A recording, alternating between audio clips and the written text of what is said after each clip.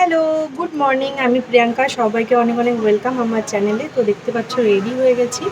Ready হয়ে তারপর vlog বানাচ্ছি। তো অনেক দিন ভ্লগ বানানো হয়নি। তো ফোনের কিছু ইস্যুর জন্য খালি ইন্টারনাল স্টোরেজ ফুল হয়ে যাচ্ছে, যার জন্য কোনো ভিডিও বানাতে পারছি না। তো যাই হোক, এখন শর্টসগুলো দিচ্ছি।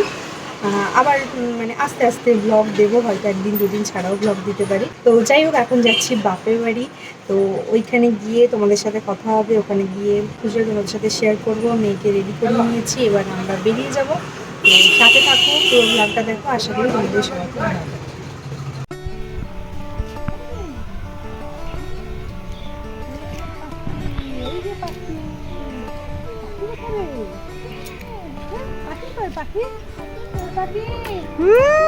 কত গাছ দেখছে।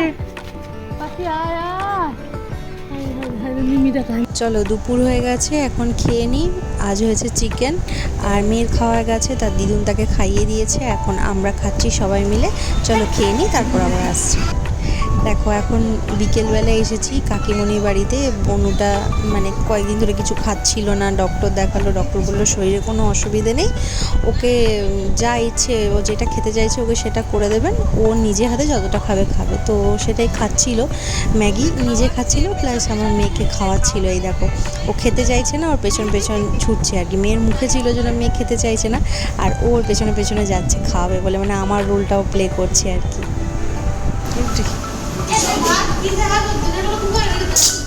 আই যা। ও বাবা, ভালো লাগে দেখতে।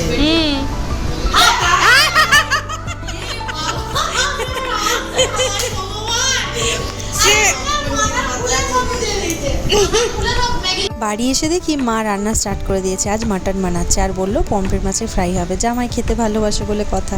আমি বললাম যে পমফ্রেট মাছটা তাহলে আমি ম্যারিনেট করে দিই। মা বললো ঠিক আছে, করে দে। তো সেটাই এখন করছি। মেয়ের মাটন স্টু বসিয়ে দিয়েছি, আর ভাত হবে। আর কোনো সবজি হবে না, কারণ ও একদমই পছন্দ করে না।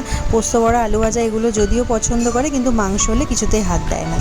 আর এখানে দেখো, কথা বলতে বলতে ঠাম্মা কিন্তু মুড়ি রেডি করে নিয়েছে। এখন আমরা চারজনে মিলে খাবো, বোনও খাবে। তো এক গামলা মুড়ি মেখে নিয়েছে। আমি তো মুড়ি ছাড়া এক পাও চলতে পারি না। তো চলো এখন খেয়ে নিই।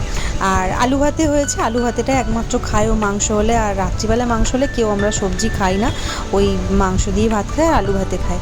আর কোনো সবজিতে হাতও দিই না কেউ। তো এইগুলো হয়েছে।